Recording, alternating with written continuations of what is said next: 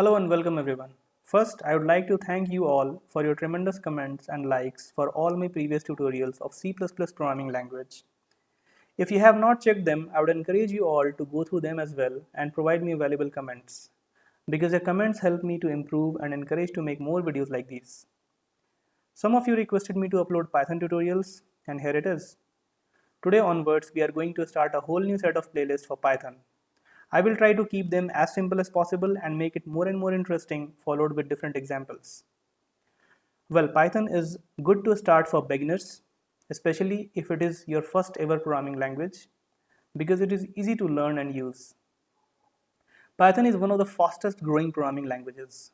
It also has a vast set of libraries that you can use to achieve basically anything.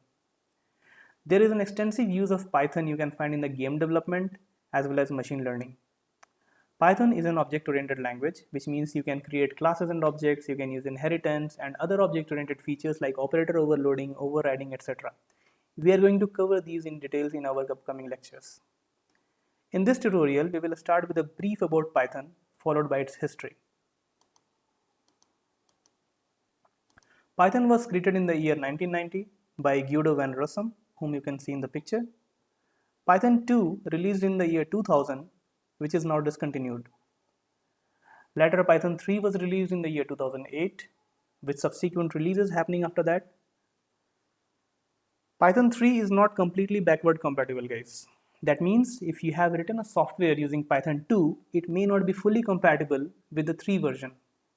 We will also learn the differences between Python 2 and Python 3 in our upcoming lectures. Python is easy to use, read and understand. It is free and open source. That means anyone can download it for free and use it for software development. It is a high-level language. It is a highly portable language. You can use it in different environments. It is highly compatible. Python is compatible with numerous platforms. So let's go ahead and start with the environment setup for this course. I will see you at the next lecture, guys. Thank you.